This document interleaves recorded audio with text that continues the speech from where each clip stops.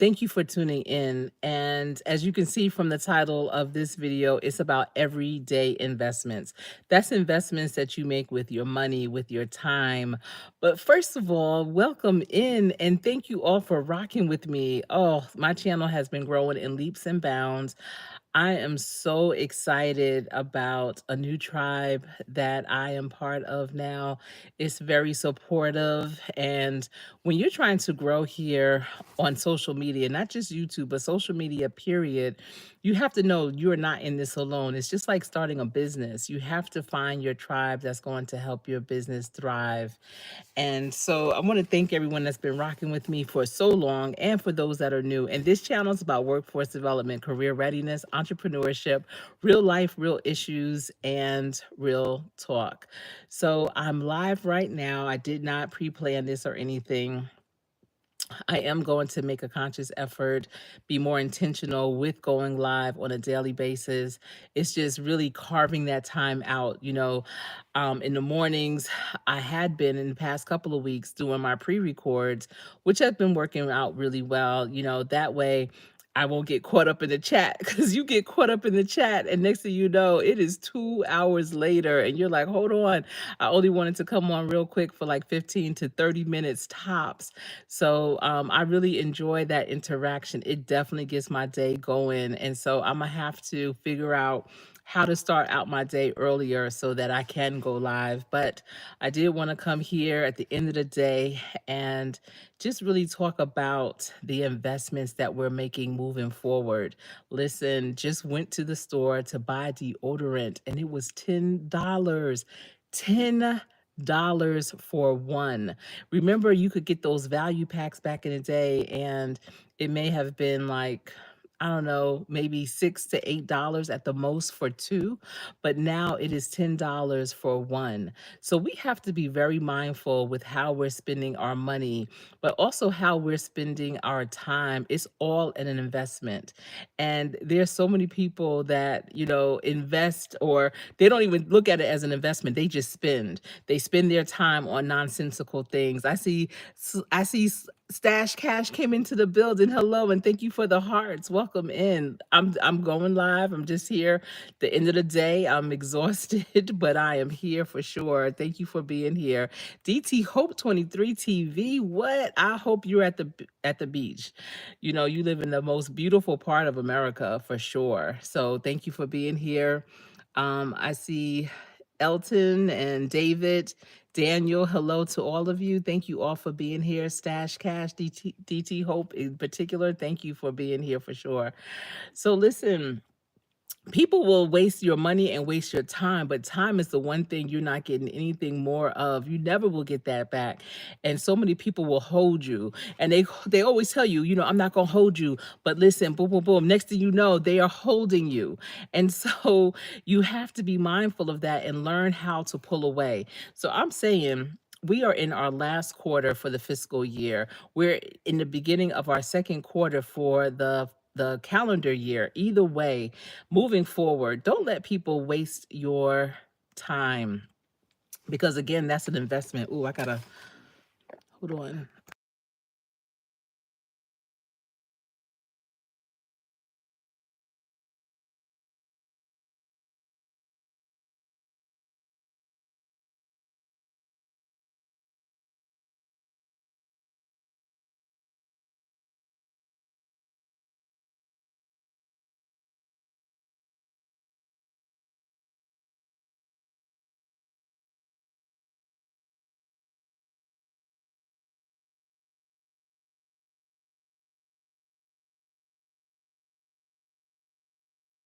Oh wait, I had a tickle in my throat. I might have to take this live on the inside.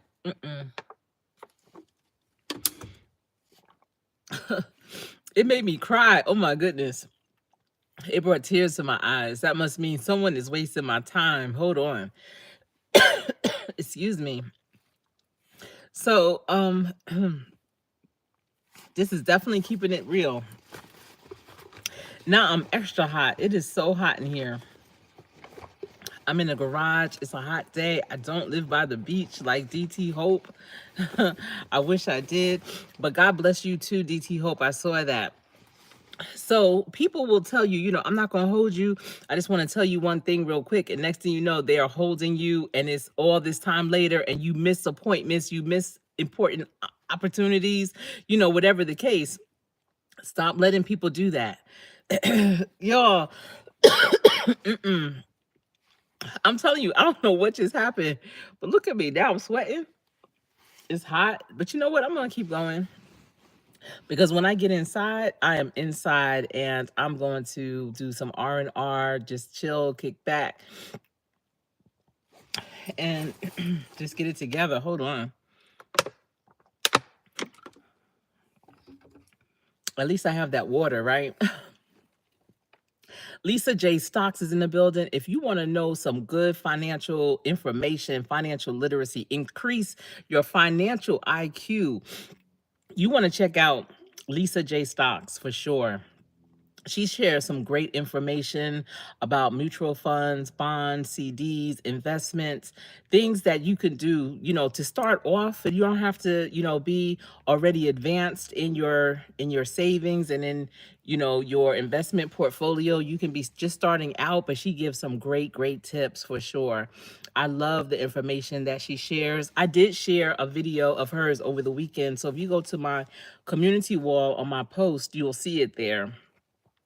I love investments, all types of investments. I feel like you should have a very diverse portfolio because when one won't, the other will, just in case of high times, low times, medium times, whatever the case, that you'll be straight. A lot of people are conservative and they tend to stick to one form of investing. And I definitely feel you should have a variety of things and not just paper type of investments, but also tangibles. So, what type of tangibles you might be asking? Things like land, certain types of real estate, precious metals, gems, things like that. You definitely want to consider investing and keeping and holding on to that. I did do a video a while ago talking about um those we buy gold parties that they used to have back in the day. And I see DT is saying that he wants some land. Yes. And so I used to tell my friends and my family, don't sell your gold, don't do it. Cause it was too convenient. It was too out there. It was too easy. And I'm like, it gotta be something to it. Now I read Rich Dad Poor Dad by Robert Kiyosaki years ago. And he had another book. It was called I can't remember the entire title, and Lisa, you may know the entire title, but it was about prophecy. And he was talking about the financial future and what we were going to be seeing and how it would be important to hold on to your land and your gold because God is not making any more land and gold holds its value around the world. So our dollars may have different values around the world. you know, when you go to different countries, different islands and such, our dollar typically is a little bit more, but one day it may be a little bit less. But if you have gold that you can trade or use to purchase things, it holds its value. Just think about after the Civil War when the Confederate dollar meant nothing, it had no value. But people who had land, people who had gold and silver and diamonds, they were okay. They were able to use that money to get themselves right. So that's really important. Land is going to be your next investment. That is really good. And there's so much you can do with land, mixed use. You can have land for farming. You can even, years ago, I don't know if they still do it, but years ago, the government would pay people that owned land money to plant trees because they needed more paper. And so they would pay you to plant the trees. And then when they grow up, they would harvest them. So you may notice it now. If you drive down certain highways, you may look at a pine tree and you see trees on the side of the highway. And I'm sure where you are, DT, there's some palm trees and maybe even some magnolia trees, beautiful trees. But if you go to different parts of the country, you'll see pine trees in abundance. Some of them are growing wild, and you can tell because when you look as you're driving past, you can't really see through them. It's the underbush is overgrown and they're just growing. That's just how they grow. But if you are driving and you look and you see the even rows, you can see straight through the pine trees. That means they were planted on purpose. And those are going to be harvested and used in the future for money. So, you could do that with land. You can build homes, use some land to build tiny homes where people will rent the plots from you and bring their own home. Or you can build your homes and then rent them, just rent the whole home there, or build it and sell it, and then you still own the property where you're managing it and they're paying you to manage the property. You may have a clubhouse that you own and they pay HOAs every month for the maintenance of the community. So that's another creative way.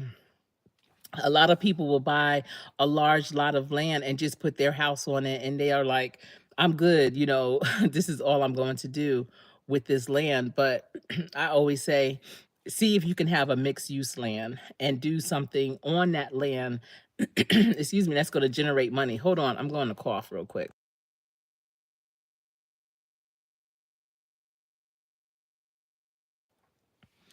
All right. And so that's going to be important. Some people, they get the land, they hold on to it. You could make it into a driving range. I was in a meeting today, and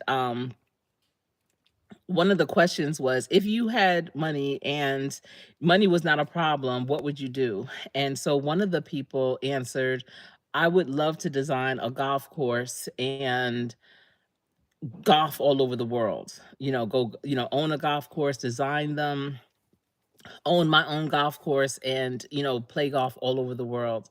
That's great. And everything that everyone said, really, I felt you could do that right now. Maybe on not on the big scale that you want to do it, but you definitely can do it to a certain extent. So I was telling him, okay, you want to design golf courses, you want to own a golf course and all this. Well, why can't you own a driving range right now? You get like 5 acres and develop it into a driving range. It's low upkeep in terms of you don't have to have a lot of infrastructure with it. You just have to make sure that it's on a type of plane that's not necessarily a straightaway, but it's a little slopey, and have some lawn care to keep it mowed, have like a cement space where people can possibly drive golf carts down, or just depending on where it is, but it's not as high maintenance as a full on golf course. So whatever you want to do, whatever you want to invest in, think about how you can do it right now. Start it right now on a smaller scale, and then eventually have it grow. Yo, I don't know what. I think it's time for me to go to bed. Hold on. So, with money, with everything being such an increase, the necessities, the essentials that we use. Like I said, I just bought some deodorant, $10 for one roll. That is crazy to me. Um, when you see prices like that, you have to understand that being mindful of how you're spending your money, not just with the essentials, but even things when you are going outside for, um, you know what, DT Hope, hold on. I don't know why I didn't do this before. Okay. And let me go back. I'm just talking. You're not letting me. Let me see. Stash cash. Yeah. I'm just adding some moderators on here. Sorry I didn't do this earlier. And also, let me get Lisa. I don't know if you're still here, but if you are, I'm definitely adding you. Okay. Perfect.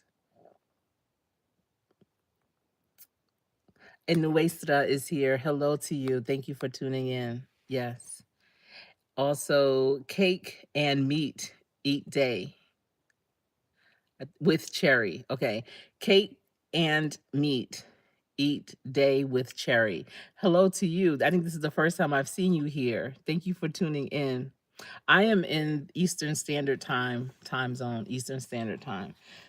So I know you probably heard me say it's probably time for me to go to bed. It's only 7 o'clock right now here, but listen, it's been a day. Today actually has been a great day, but April, the month of April, has been tremendous for me. I have not done that many presentations in 1 month ever. I always do presentations, but on a weekly basis, I want to say I averaged about 3 presentations each week. And the presentations that I did were in front of a variety of people from all over the country, from veterans. Well, they're not even veterans, they're still in the military. So, military special forces that are getting ready to leave the military, retire, and are looking what type of civilian work would be good for them. I spoke with about 35 to 40 of them that came into my area, and I was honored to speak with them. They are sharp. Oh my goodness, they are so sharp. And that's the thing, when you are in the military, oftentimes you are doing something remarkable that is also being done outside, but you don't always know how to align the work that you're doing with what you could do for maybe local government or other businesses that are not military foundational, that are not part of the military. And so when they came here, that was what I was sharing with them, about the different types of occupations and career paths that might be a good fit for them, to give them that awareness and exposure. And then I spoke to a group of workforce development professionals that came for a conference. I even did post it, or not posted, but held my first conference, and it was for registered apprenticeships. And I had invited people from all across the state to come and attend. The governor even sent a representative on his behalf. It was well attended, well received, and I only had 6 weeks to put it together, but I have a phenomenal team that, was working side by side with me. It was definitely a collaborative effort. And, that was a big deal. Did some presentations on a program called tuition prepayment. And that's when an employer will prepay for its employees to go back to school, no money out of pocket for them. So sharing that, bringing awareness. A lot of my presentations in April was around bringing awareness to people about benefits that they didn't know were available and for them to explore. So many people spend a lot of time being disgruntled, mad. They feel like they're stuck, like they have these growing pains and they don't know which way to pivot, left, right, or whatever. And really, it's because they're spending so much time being disgruntled. But if you calm down, trust the process, and really look around, read when you receive something, maybe a newsletter or whatever, for maybe it's an organization you belong to or the company that you work with. A lot of times they put a lot of great information in those newsletters. Think about it, even with high school students. I remember, especially my youngest, she always listened to those morning announcements. You know how over the loudspeaker, let me get some more water. Hold on. Mm, mm. So, you know how in the morning they'll do over the loudspeaker and they'll talk about different programs that the students can take advantage of. It may be scholarships, it may be competitions, or just different things that they can get involved in. And nine times out of ten, the students are turned up. They are, in the mix, and they don't listen to those announcements. And a lot of them don't take advantage of the things that they could take advantage of. And then it's like, oh, this school sucks. And the parents, oh, the school system, they don't do anything for my student, for my child. They don't have anything, or they may hear of it from maybe a relative or a friend who goes to a different school or a different school district. And they'll be like, they don't have anything like that where my child goes to school. That's because your child's not paying attention. Well, it's not just in high school when you have to pay attention. You need to pay attention even as an adult. Like I said, your job, your business, your industry, if you are a business owner, you should be part of an association that's aligned with the work that you do. And they always are putting out newsletters, emails, just different things, webinars, um, opportunities for funding. You just never know. But if you're not checking for it, if you're not looking and seeing what's available, you won't ever see it, and then you become disgruntled and wonder why you can't move. And so what part of what I do, especially with workforce development, is to bring awareness to people, to the community, to, those who feel like they are stuck. And that's part of what I do here also on YouTube. I try to open your eyes to things, dare to dream of things that can be, as long as you listen and are ready to receive it. That's why, especially when I do my podcast, I always say, get your pen and paper ready to take these notes down. So many people rely on their memory. What? If I relied on my memory, what? I wouldn't do anything. I always hear great things and I'm always like, oh man, I want to really remember that. I want to capture that. But if I don't have anything to write with, unfortunately, then something else will come into my mind and I'll forget. So that's not good. Let's see. Yes, I highly respect them too. Cake and meat, eat every day with Cherry. Yes, I highly respect the military, the armed forces. I respect them. I appreciate them putting their lives on the line to protect us for sure. Oh yeah. You welcome, DT. You welcome. You always have great lives. I love your lives. I love your energy, the interaction that you have with the audience. Um Definitely the background. Destin is my absolute favorite place. So I love everything about it and I appreciate you for being here for sure. Let me see. What are you saying? Oh, hold on. You subscribe? Thank you. Thank you so much. I'm gonna have to come and check you out as well. You work for work, you're a bodyguard for MLM executive. Okay. That's what's up. I hope you are staying safe, do your job and do it well and stay safe in the meantime. I know that's a big responsibility to be a bodyguard and protecting, different people. So I respect that for sure. Yeah. So when I talk about investments, with the time and the money, so again, everything is being increased. And I'm wondering if things are being increased because people know that things are changing with tariffs, things are changing with supply and demand. And, sometimes business owners, they'll just be like, you know what? The prices haven't changed in terms of what we're receiving yet, but put those prices up. Increase those prices. And I hate that because I have a feeling that's what's happening. They have a storage unit, they have storage houses, warehouses filled with inventory that we can use, because especially the things that are non-perishable, they definitely have them in inventory. And for them to um have those things still. It's not like, they're receiving the shipments and now all of a sudden the shipments are more expensive. They're probably increasing the prices on things they've had for months. And they're just doing it just to do it because they can, because they know that as consumers, we're expecting everything to increase. But $10 for one thing of deodorant. So I say all that to say, there's a lot of events that are going on and we just have to be mindful with where we're going, what's the value add, return on investment.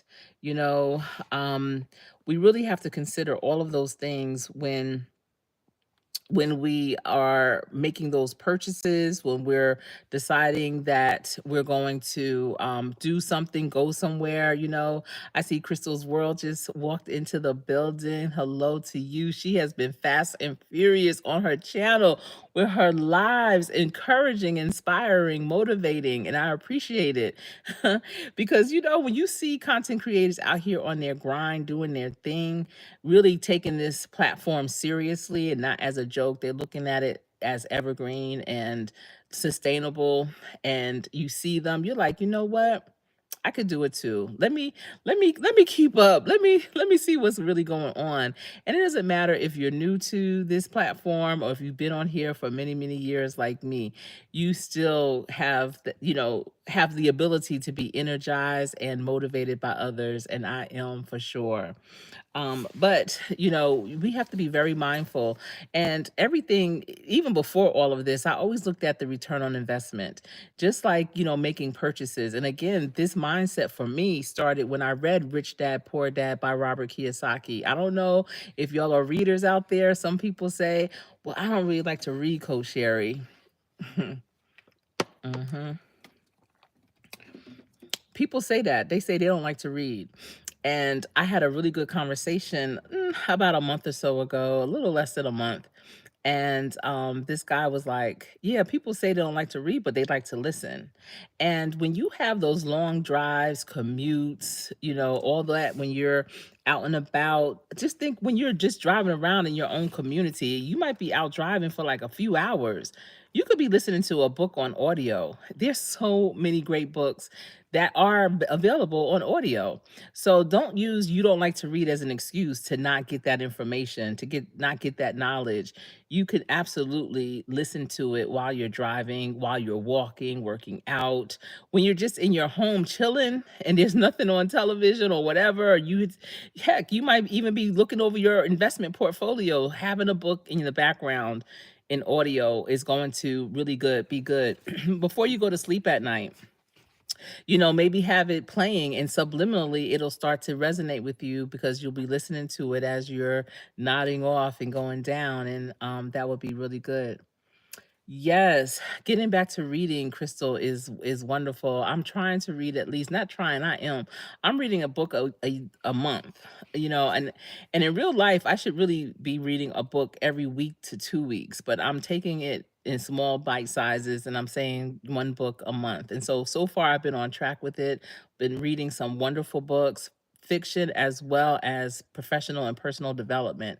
So I'm trying to have a mixture of books so that I can have a better kind of like snapshot viewpoint on things. And been reading some really good books. A Black Book Festival is coming here to Charlotte in June next month.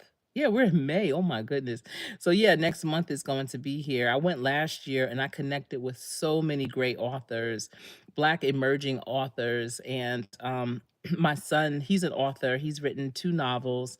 And I have a journal that's out that I think I might want to have it there and launch it because currently I just use that journal for my clients. So I'm thinking about, maybe setting up something, getting some marketing pieces around it, and it'll also be marketing my coaching packages that I have.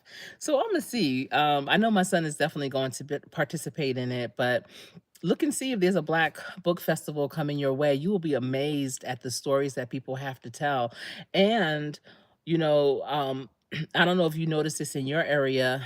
Um, but bookstores are making a comeback. They are really making a comeback. We have it's like an outlet mall. It's a big outlet mall here in Charlotte. It's right outside of Charlotte. It's called Concord Mills. And they have a big Books a Million store. It's huge inside. But they just recently, like around the holidays, built a Barnes and Noble across the street from it.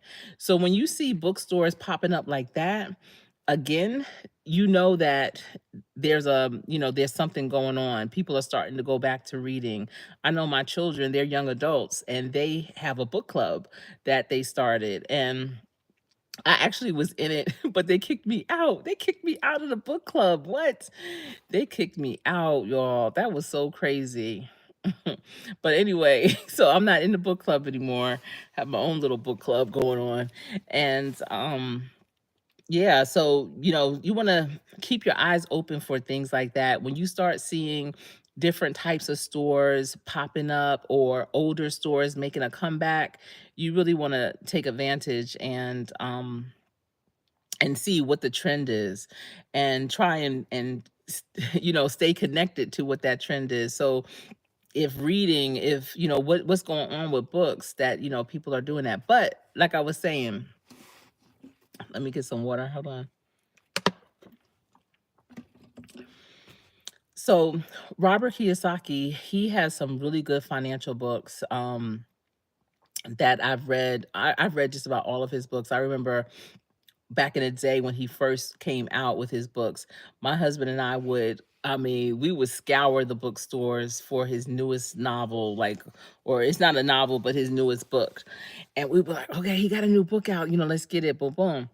And so one of the first ones we read, and I highly recommend, especially if you're trying to have a better understanding of business, education, real estate, land ownership, just all of those things. Um, and it's called Rich Dad Poor Dad. You know what? I'm gonna get a Tic Tac because I just feel like I have like a tickle in my throat. Hold on. I just so happened to have. When's the last time you had a Tic Tac?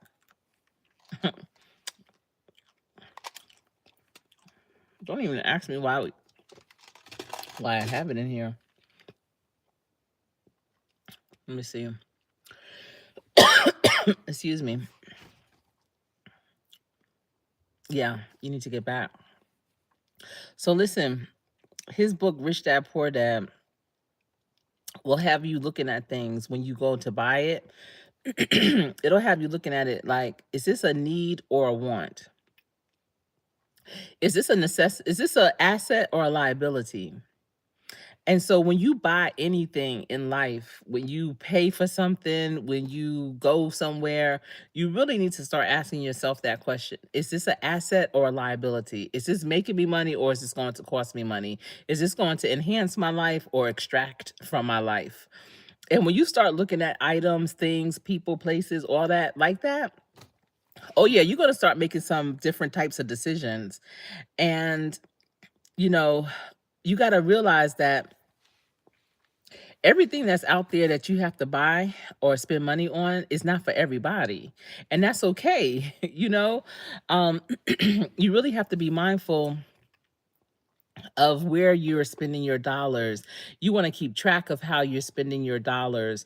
You really need to have a better relationship with your money. If you have cash on you, how much cash do you have on hand? Don't just have it in your purse. Don't just have it in your wallet. You need to know exactly what is that dollar amount. If you have a debit card, you need to know how much money do you have in the bank. If you have credit cards, how much is your balance? How much do you have available? Always have that at your fingertips. You should not be, you know, searching around for it, trying to understand. I'm talking about even down to your change. You should know roughly how much change do you have. That change equals, it mounts up. It could be, that could be a lot of money. So don't ever look at change as just chump change. Remember, people used to call it chump change back in the day. Nothing is chump change. When people say, "Oh, it's just $5," I never say my money is just. I have a much better relationship with my money than just to call it just. Yes, my husband played in the NFL for 10 years, but guess what? When he played, we always spent the money like this money has to last us for the rest of our lives. We understood it was a young man's sport. And so many people live for the right now. And that's when you start living paycheck to paycheck and you start looking up and you're like, dang, I just got paid. I have no money. That's because you don't have a good relationship with your money. Your money is realizing that you don't give a daggone about it. So it's going to fly away. And if you notice, the dollar has lost a lot of value. The things that you used to be able to buy in large quantities, you could only get like a few items. I mean, when I go to the grocery store, and especially, if I'm on like a regular line, not the self checkout, I've been listening to what some of these people's bills are coming up to, and I'm like, I've never heard grocery bills be that high. I'm talking $200-300, and they have like nothing worth, to me that much. It's crazy. So you have to understand, what's your budget, what's your finances, how much money you have on hand at all times, and you should have some cash on hand at all times. Let that be, that money that you're going to spend for the knickknack stuff that might pop up, like, oh, I need this. How much money do you spend on lunch on a weekly basis? And I know a lot of people are do what meal preps and stuff like that. You want to adhere to that. A lot of times people will meal prep and they don't have enough, what's it called? They don't have enough, what's it called when you have like, you can handle yourself. What's it called? Um, I forget what it is, but like, say if you meal prep and you take your lunch to work, but then that next day at lunch, there people are telling you, "Oh, I'm going here to eat. You want to come?" You know, and you might say, "Well, I have my own food," but you're easily persuaded to go and spend money, even though you brought your lunch. You have to have a stronger mindset than that. You have to have stronger will and know, like, okay, I can go with you, but I'm bringing my own food because I brought my food. you know. Um, you may get sick of what you meal prepped. I know someone who's very disciplined and she brings the same thing for lunch. She, meal preps on a Sunday and brings the same thing for lunch. By Wednesday, she'll say, like, I'm so sick of this, but she's eating it because it's saving her money in the long run. I just started going to the farmer's market with greater frequency, and I'm buying my fruits and vegetables and eggs from there, and I'm spending so much less than what I would have spent in the grocery store. And so in the grocery store, I just have to buy like laundry products, maybe some meats, and just like, those types of necessities or essentials, let's say. And it's even at that point, it still is very little because I don't even cook like that. Listen, my husband buys the food and that's what we do. We rock it like that. But I do like to try to contribute by getting like the fruits and the vegetables and things like that. And because the farmers market I find is so much more economical, I started cutting up my vegetables and just putting them in the freezer.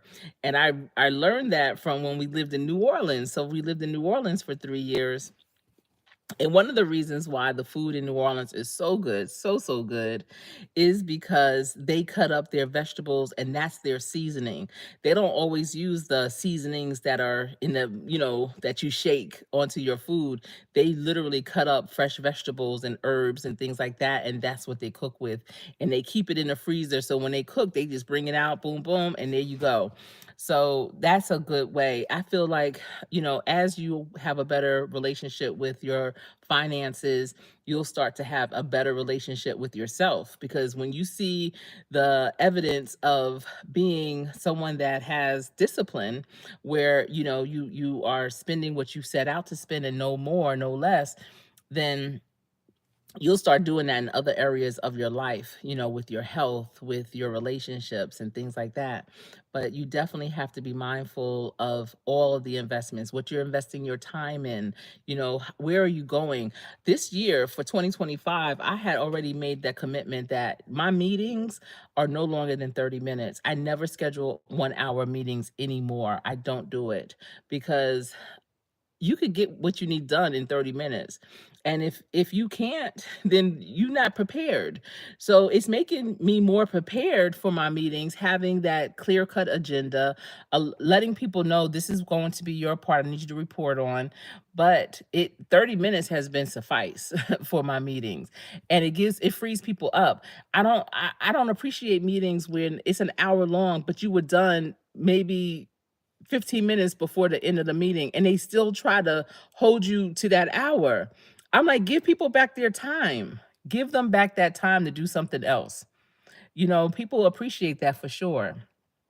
And Crystal was saying, I sure wish I knew all of this when I was younger. Crystal, it's never too late. That's the beauty of all of this, of learning, of, starting new things, is that it's never too late. I'm telling you. Um, Another thing that Robert Kiyosaki has is a game called Cash Flow. And I was talking to one of my newest clients about it. And she so happened to have that game. And she was like, yeah, I never played it. I've had it for years. I'm like, what? You've never played it? And that really helps you have better financial literacy to understand the different options that may come up.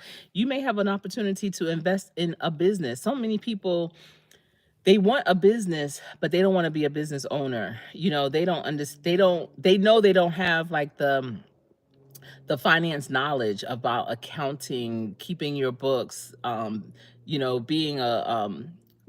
being an employer. hiring, the 360 recruitment process. A lot of times they get overwhelmed by all the things that go into it. Well, there's plenty of businesses that are looking for angel investors, and there are some financial houses that are looking for people to invest in projects that are like businesses. It could be nonprofit business, for-profit businesses, sustainability type of projects, and they're looking for people to put money into it and you'll get a return on that. So, doing some investigation, connecting with a financial planner on opportunities just like that, and that you'll have a ownership in that business. You'll have a stake in that business, and it's different than just having stocks. A lot of people have stocks on, they always say, look at all the things that you use in your house, all the stores that you go to, and this is years ago they used to say this, and if Lisa J Stocks is still in the building, she could, say if this is still happening. But um, they used to have Oh, yeah, they used to tell you, "Oh, look at all the things that you spend money on, all the stores you go to, and that's the stocks you should buy." But there's so many other things that go into that. But this is even better than that because you're like grassroots with it in some instances, but in other instances, it's really well-established businesses, construction companies. When we did our real estate development, that's what we looked for. We didn't want to go the traditional route. It's a non-traditional way of getting investments for your project. So we knew as a young couple, we were novice to the construction industry. We were young Black couple, new to it, that it was going to be more challenging for us to get a traditional bank loan because um we didn't have a history. We didn't have a track record. So we found angel investors that invested in our project. And that was dynamic. And I have no idea how I found them. I was a CFO of the project. And this is before Google, before all of those things. And maybe Google was a thing, but I know I didn't Google them to find it. But if you're interested in real estate development, being a real estate investor, wherever you live, there should be an association called REIA, and that's Real Estate Investing Association. And you can find so many different types of people because that's another thing. People may want to own property, own homes, but they don't want to be a landlord. And they don't want to have property management manage their properties. So how you gonna own real estate, right? But you can be an angel investor in a real estate project. There may be an apartment complex. There may be a development, a community development. There may be a commercial property that's going up, where it's going to be maybe a strip mall of some sort where they need investors. They don't want to use the bank's money, they want to have it where people, the real people, can, have a stock in it and have a hand in it. And that's one of the best ways. Just make sure if you invest in anything like that, a business, a real estate, construction, whatever, that they give you a comprehensive business plan, and that business plan is their performa. And especially if it's real estate, if it's a development, you need to know how much it's going to cost, especially if it's something that they're going to be building from the ground up. You want to make sure that you know how much everything costs, from how many nails is going to take to put up each building, how many windows, what's the cost of it, and the projection, because as especially with the tariffs and stuff, as things start to increase in cost, they may say it's one price today, but next month it might be so much more. So, what percentage have they increased or inflated their prices because of what may come with the supply and demand and the cost of things? Um, and Crystal's World is saying, this is why I love YouTube. I've been learning, yeah, so much. That's right. Coming across new people. Absolutely. Yes. Thank you, Crystal, for holding it down in the chat. Thank you so much. Um, let me see. You're saying I need to get back to reading. Okay, I went up a little bit. hmm So The game Rich Dad Poor Dad, it's a game where the purpose is to get out of the rat race. So every player gets a character. So you might be an engineer, a nurse, a teacher, a mechanic, a driver, like a cross country driver. You may, have any one of those types of occupations, but then it also gives you what's going on in your life. You may have child support to pay, student loans, association fees, car notes, rent, mortgage. You have your whole financials that's what you're working with. It talks about how much money you make, what kind of bonuses you may get, things like that, how much taxes you have to pay. So you can kind of make your own balance sheet. And throughout the game, um, you have these opportunities. It could be to buy real estate, it could be to invest in a business, buy a stock, a bond, a CD, and you have to determine if buying those things or investing in those things will get you out of the rat race. This is not a competition. I mean, it sounds like it is because it's a race, getting out of the rat race. But in real life, if you play it with a group of like-minded individuals, no one has to be like financial literate or anything, but just people that want to grow, do better, learn more. um some people, if they are financial literate, they're good to be in that group because they can really talk you through some of the opportunities, because that's what it is. When each player gets those opportunities, you're not just holding it to your chest. It's not like Monopoly, it's not like um the game of life in that way. It's much more advanced than that. So you're not holding your cards close to your chest and don't want anyone to see it like, oh, I don't want them to land on this and then get that, because you pulling cards constantly. And you are discussing those opportunities. You're sharing with them, okay, this is who I am during this game. This is what I got. This is what I'm working with. And this is the opportunity. It looks like it's a good opportunity. Even if it's real estate, it might say you could buy this duplex. It costs this amount of money. It needs this amount of repair, and you can get this much rent. It'll yield this much rent. Like, do you want it? And you have your certain amount of money already. There's a banker that's one of the players, and you have to, do the exchange that way if you think it's going to be good for you. And that's with anything when it comes to investments. It has to be good for you. That's why it's hard sometimes when big groups try to not invest together, well, kind of invest together. Sometimes you could feel peer pressure, like, oh, all my friends say, we need to invest in this. You have to do what's best for you. That's why you have to know what you have that you can realistically release, that maybe you might win or maybe you might lose. So that's why you don't want to put everything into one pot. You want to have it spread out amongst a lot of different things.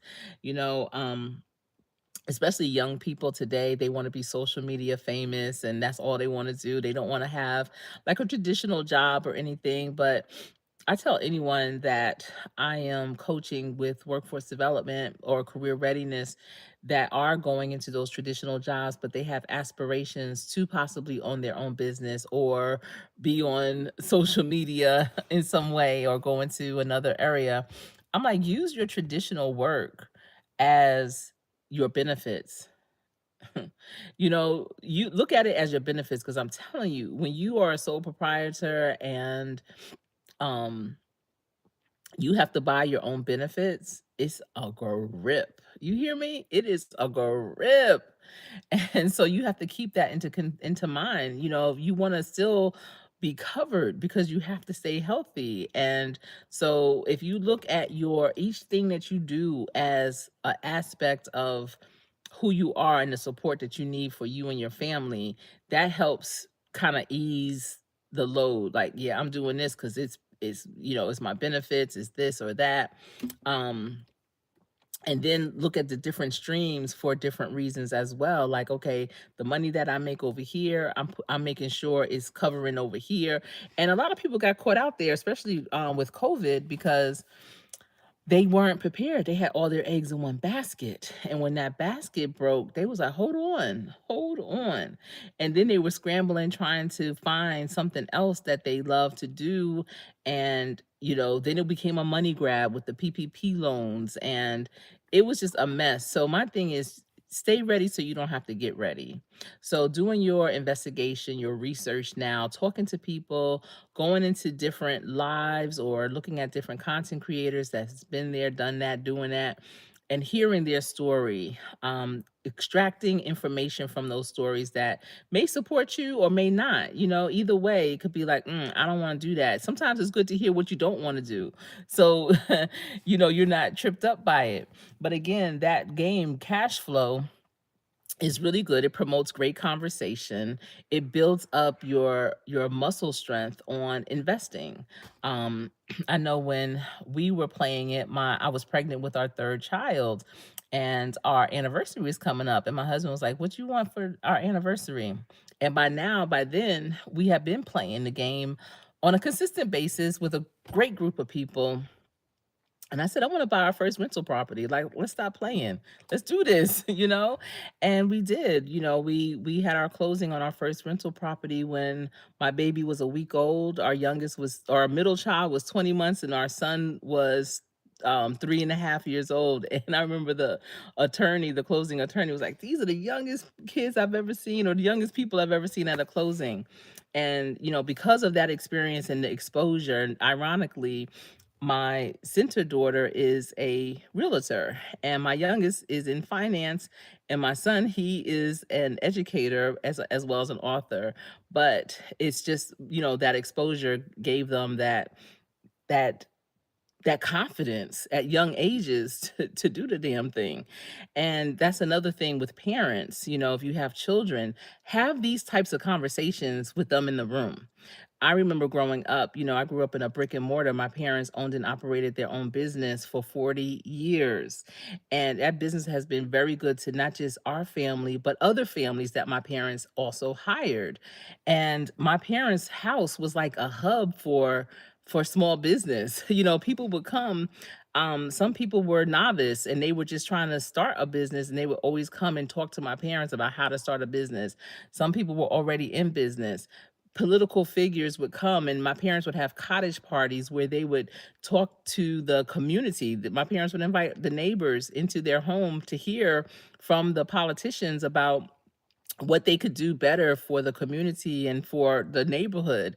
They would have other people that had big angel projects come and pitch their idea to my parents and their other friends that owned businesses too.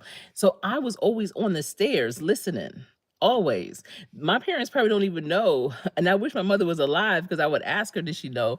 But I could ask my dad, did you know I was on the stairs listening to all those conversations, all those opportunities, hearing the questions, hearing the responses, understanding what the benefits were, what the downfalls were. I'm hearing the benefits from the people that were pitching the ideas down to when they left, and the questions that you have amongst your friends that just heard all that, like, y'all, we gonna do this or what? Is this good?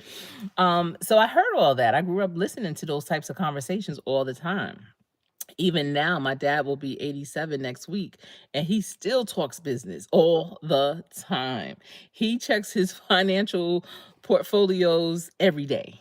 Every day. His people know him for sure. And that's another thing. You want to have a really solid relationship with your banker, with your accountant, with your financial planner. Listen, my husband and I are proponents of having multiple financial planners, not putting all your eggs in one basket, but there's different planners that have different areas of expertise. So you can kind of spread that out as well. And everyone's always going to vie for for your business. And so give a little bit here and there, but see who's going to grow it the best and the most.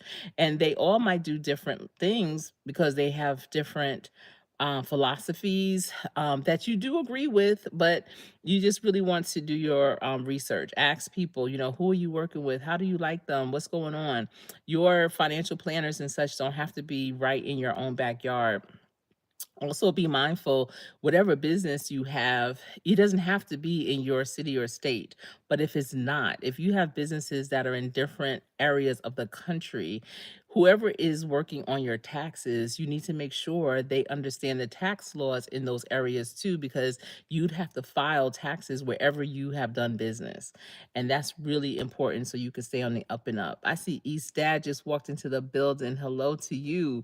Good to see you. What's going on? I need to see you more. What's happening? I've seen some of your shorts in the past. You haven't done a short in a while either, but I hope that you're doing good. Thank you. Listen, I was just having a coughing fit, and it's hot where I am right now. So I appreciate that, East Ave, for sure. Definitely. So yeah, investing is important. Investing of your time, investments of your money, and you want to do it smart. You want to do it you don't want to take too long though. A lot of people, they take a lot of time to think. You think, was it, you think long, you think wrong. So some things you have to jump on it, but you have to have awareness. And that's where that reading piece comes in, Crystal, where the more that you read, like the more you know, the better it will be for you to make better decisions.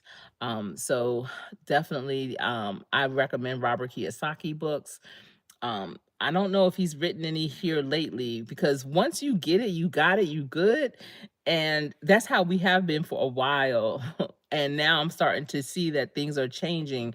I'm not too well versed on like Bitcoin and things like that. So looking at people like Elisa J. Stocks, or there's another content creator, his name is Robert, but that's not his content creation name. What is it? I forget his full name, but it's Robert is in that name. And he does a really good job with sharing tips on like with Bitcoin and such like that. And so you said you have some things going on in your life that forced you to abandon going live for a bit. Okay. Well, I remember you had mentioned that once before, and I hope that things are turning around. Sometimes that turnaround takes a little bit of time. It does. But once you come back, we're going to be right here supporting you for sure. And I know sometimes the way life goes, we have to take a pause, and the other things that we have going on in our life to make room for that shift. And some shifts are unexpected, some are, yep, that's about right. I knew this was going to happen. But either way, I hope you come out victorious and a much better man because of it, for sure. Um, you know, God doesn't make mistakes. We don't always know why things happen, but you just have to roll with it. Make sure you're extracting those lessons from whatever you're going through, because those are some valuable nuggets. You never know, this test you're going through is going to be your testimony that's going to help someone else for sure. I always, even in the most challenging times, I try to see it's not about the brighter side of things, but just knowing that, wow, God gave me this assignment. All assignments aren't easy, and be thankful even with that assignment that's most challenging, that's hard, that's unexpected, that you felt like, man, why is this happening to me? Be grateful for it, because it's happening because he only gives his hardest things to his best soldiers. And he wants it to be you so that you can be the messenger and share it with someone else, and maybe have it so that they avoid it and don't ever have to do that, go down that route. Or so that if they are going through it, that you can tell them you're going to get on the other side, because I'm a testimony, I'm a witness, I'm an example of that it can be done. So for sure. Okay. Okay, you have to be aware of your worth. Yes. Our self-worth, listen, no one is going to know or respect how much you're worth but you. And if you aren't aware of that, you can find yourself being bought for pennies, and pennies on a dollar is what they used to say.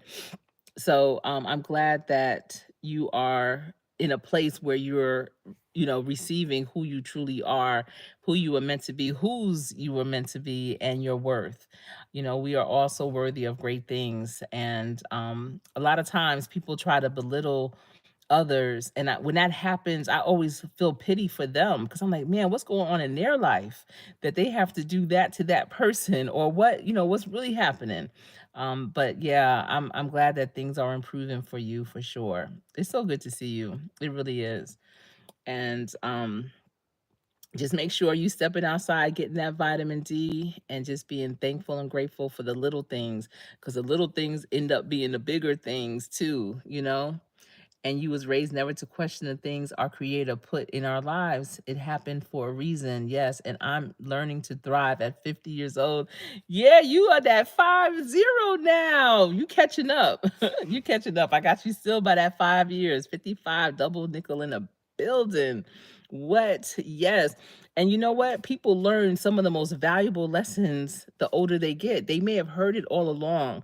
It's been told to them, but it takes certain moments, certain experiences that just kind of shakes you, and you be like, yo, what they've been telling me all this time is real. And I'm this years old. I'm this age now, where I'm finally figuring it out. And the fact that you can, really receive that and recognize that for yourself is huge. Some people don't. They keep stepping over it. They keep stepping over it and they never catch it. So I'm glad that you caught it for sure. Always a pleasure. Thank you. Thank you for being in the live stream. Yes. Yes. Yep. There's so many lessons to be learned. I'm telling you, I learned my best life lesson, my biggest life lesson when I turned 40 and my mother passed away. She passed away 2 months before my 40th birthday. And you know, all my life, she would always tell me I could do everything. Like, oh, my Sherri can do that. Someone say, oh, I have a headache. Oh, my Sherri, she could do brain surgery. Like, that's how, like, she believed in me so much. And I never, I grew up hearing it from, being so young. So I never knew not to say, Mom, I can't do that. But in my head, I didn't fully believe it. So I would go through life and I would have great experiences. It was almost by accident, it felt, like, oh, that happened. Oh, okay. Kind of taking it for granted a little bit. But it wasn't until I became her primary caregiver, her last 2 years of her life, and that was the hardest thing I ever had to do. And I did it well. And I made sure she had honor and remained had her dignity. I took pride in it. I make sure to, do the best I could for her. And I felt like that was my last life lesson. Medical was never my thing, but I was able to do it for her. And I felt like that was my last life lesson from her, to know that, yes, you can do anything. Anything you put your mind to, you can absolutely do it and do it well. And so from that point on, I was like, what you got? Where we at? What's going on? Like, come on, with who, where? Everything seemed so much easier because I received that. Oh, your grandparents wow, your grandparents outlived both your parents? Wow. So I'm sure though that your grandparents gave you a ton of wisdom. Those old school ways. That's probably why you appear to me to be like this calm, laid back, in the cut kind of person, observant, because the elders from back in the day, they were very observant. They they're the type of people that didn't have it. Everyone didn't have their picture. Remember that? They didn't eat everybody's food. They didn't go to everybody's house. They were very wise. So I hope that your grandparents were able to give you that wisdom. And I'm so sorry that you lost your parents at an early age. You don't have to apologize. What's going on? Mm-mm. Never that. Very calculated. Yes. You know what? That older generation had to be calculated. They had to be mindful of every move they made. And I'm talking about my parents too, you know, where they had to be calculated with when they traveled, where they could stop. They had to be calculated with, when they worked, what things could they say, where they lived. They had to be very calculated. And so I'm sure that they instilled that in you. And that is an amazing trait. Unfortunately, many of our young people, especially, have lost that. And they're just so like, oh, we are the world. Everybody's everybody. It is what it is. No, it's not. We have to be mindful and be intentional with our every move, because it might not be safe. It might not be good. It may not be the right move for you or whatever. So, yeah, you can't always trust everybody. You have to take everyone at face value. I'm not saying that you have to be very hesitant, when you meet people, and just kind of like not give them the benefit of the doubt. But the minute you see something, believe it that first time, because that's what it is.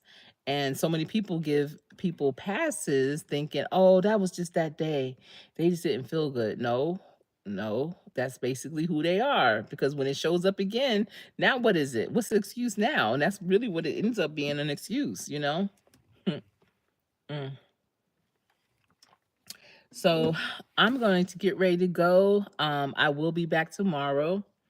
And you said your dad was 38 and your mom was 51. 98, 97. Wow, what a blessing. But 38 and 51, that is something. That is. Wow. And I'm sure even for your grandparents, that was really tough, because you don't want to precede your children. You don't want your children to precede you in death. So I'm sure that was hard for them, but they had you as that blessing. And 97 and 98 years old, that is amazing. We could all only hope. That's what I tell my dad, because he's gonna be 87, God willing, next week. And you know, I tell them, your kids are grown, and we can only hope to live to be that age. That's what we're trying to do. And they always say people are living longer, so it's just about living the best we can. I've been doing videos here lately on living for my future self. I want my future self to look back on this day, on all these days, and say, thank you, Sherry. Thank you for doing your best. Thank you for not tilting too far to the left or too far to the right. Thank you for honoring who you are, whose you are, and taking care of yourself, so that today I'm doing good still. That's what I really want. Yes, they drop nuggets on you, I'm sure. And your grands, yes. Yeah, my dad is gonna be 87. He is kicking live. Low key, I feel like he's in better health than me sometimes. I'm like, yo, your vitals are good. They are really good. It is a blessing to have him for sure. hmm They lived in Oklahoma. I would love to know how they got there. I always ask people, especially when they live, like, they grew up not in the South per se, how they end up in Oklahoma? Like, did their people start off in the South and then they migrated to Oklahoma, or like, how did they get there? Because I just don't see how, especially Black people, how we get to Oklahoma. What's going on? Was it for the gold rush or something, or cattle? What was when did that happen? When did they make that move? Did they leave after the Civil War, before the Civil War? Things like that, like their family. hmm And so were in Oklahoma and you ended up in New Jersey? That's different, right? I mean, people can live all over the country, all over the world, and end up in New Jersey. New Jersey's that spot. That's my spot. They were from the Virgin Islands. Okay. And he was in the Air Force? So he joined the Air Force in the Virgin Islands? Did he fight in any wars like World War II or anything like that? Or the Vietnam War? Maybe it was World War II, probably. But still, like, oh, was it Oklahoma? Was that where Air Force Base was? And that's how they ended up there? Oh, when you were 7? All right. Was it one of your parents, did their jobs bring them to New Jersey? And did your grandparents end up in New Jersey too? I have questions. I'm curious. I have a high level of curiosity. A high level. Your father was in the Marines. Wow. Okay. So you come from a military family, so you understand structure and honor and all of that discipline for sure. Wow. That's 2 generations of the military. That's incredible. Did you serve as well? Did you serve as well?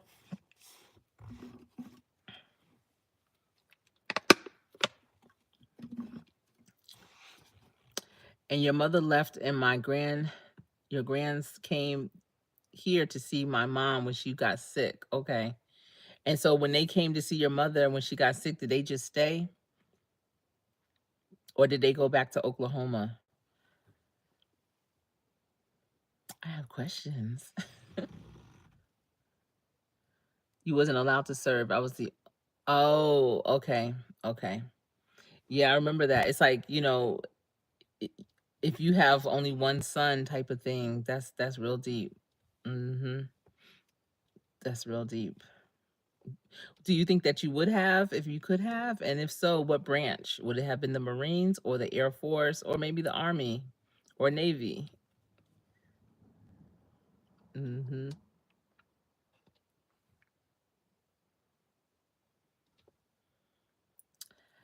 You said no, they went back. They really never wanted her to leave, but she was rebellious. All right.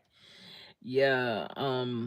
I'm sure they didn't, especially, with having a child and, being a widow. I'm sure they were like, no, don't go. We got you.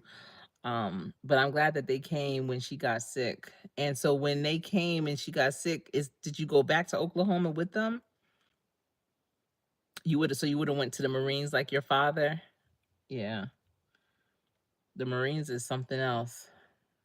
They are something special. I just spoke to a group of military men and women that are getting ready to come out to talk to them about civilian jobs that would be aligned with what they've done in the military. They were special forces, and it was really good. Oh, you went. Do you have a lot of family still in Oklahoma?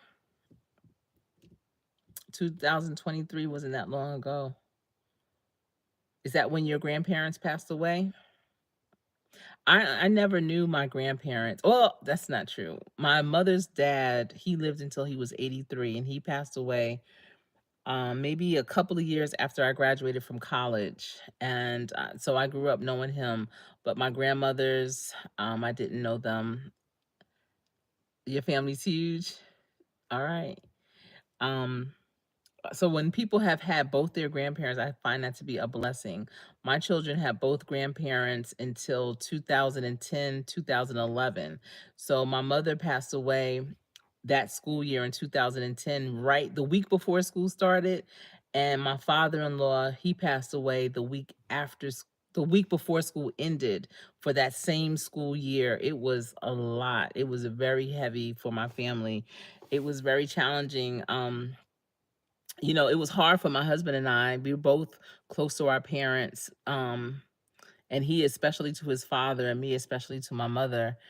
And so, to have to keep uh high energy for our children because at that time they were young. They were I think my son was in the 7th grade, my daughter was in the 5th grade, and my other daughter was in the 3rd grade, and they have life. And that's the beauty about children. If you let them be children, they can save your life, because the life that they live is so innocent, so pure, so open, so honest, and so loving. And so they kept living, and so we had to live for them.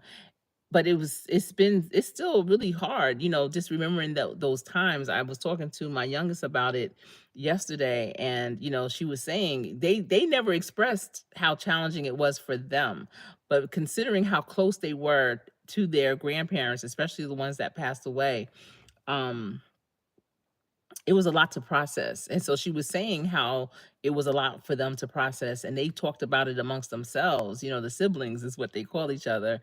And yeah, and so people take that for granted because they've all done well. We are 3 out of 3. But at the same time, you have to consider, and with you being young when your parents passed away, I'm sure there was a lot that you've experienced because those were your parents. Those weren't your grandparents. Those were your sole parents. But people need to really have more grace for children that have lost loved ones that close to them. Um, and your grandpa passed in 2010. Okay, wow, right after your mother.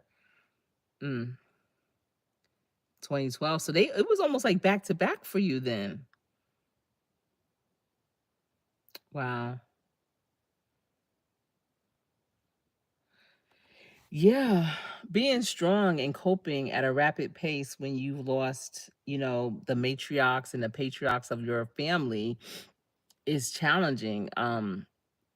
A lot of times family members don't check on you in that way to say, you know what, are you really okay? What's going on? I know for me, it was hard to even see my aunts, for a while because my mother was gone and she was one of the first. She was the first, I want to say, in terms of like my parents' age group and, with my aunts and stuff to pass. And so it was really hard for me to, kind of be around my other aunts and stuff because it's like my mother's not here. um and a lot of people don't understand that. They try to push you or pull you to that, like, no, come on, da, da, da. But you have to do everything in your own time. So I hope that you were able to, maybe seek some counseling around it, because that was a lot back to back, you know and I don't know if you have any siblings, but if you don't, then you were basically handling that by yourself. Perfect. I'm glad that your family embraced your pain. Um, and yes, God doesn't make any mistakes. Absolutely not. And again, when you go through things, I know for me, I always think about the lessons to be learned in this moment. And we definitely learned a lot of lessons. We became stronger as a unit, my family, my between my husband and my children. And I don't think people understand that bond and why it's so strong, because that is something that we experienced, that was very intimate for us. And my family was good, my extended family was good. And they gave me space. I want to say, yeah, they gave me space and opportunity, but I think sometimes they didn't understand when I would decline certain things, like, no, I'm not coming. I don't, and I didn't really go into a lot of explanations either. So that's on my part. That's the lack of communication on my part. But okay, you have an older sister. Okay, good. I hope that you and her are close for sure. I hope that y'all are close, because I'm sure that hit her too. Yeah. Hi, believe in yourself. Thank you for showing love coming in. I appreciate that. It's good to see you. I don't think I've ever seen you here before. I appreciate that. Your name reminds me of another content creator and supporter called Loving Myself. And so believe in yourself. Certain names just really resonate with me and they bring your spirit up. I'm glad you and your sister are close to East Dad. Yeah. Siblings are, they're like your first experience with other people, you know? And I'm glad that y'all are close. My children are extremely close and I love that for them. Because they've been through very similar things, and so they both, they all three of them, they can lean on each other for sure. Yes. Thank you so much for all of those emojis. 100% the heart, the smiling face, the thumbs up. Thank you. Believe in yourself. All right. East Dad, I've been enjoying this conversation for sure. 10 days apart. Wow. So they're like cousins. They're close. That's good. My brothers, they're 8 and 9 years older than me, and their children are 4 months apart, same year. June 7th and June 17th. Wow. Are they the same? Like, are they boys, girls, or boy, girl? How are they? And did they grow up close together as well? I love that. I think, cousins are the next best thing to siblings for sure. Mhm. They are. I love that. I'm getting to know you that much more, East Dad. I appreciate this. I do.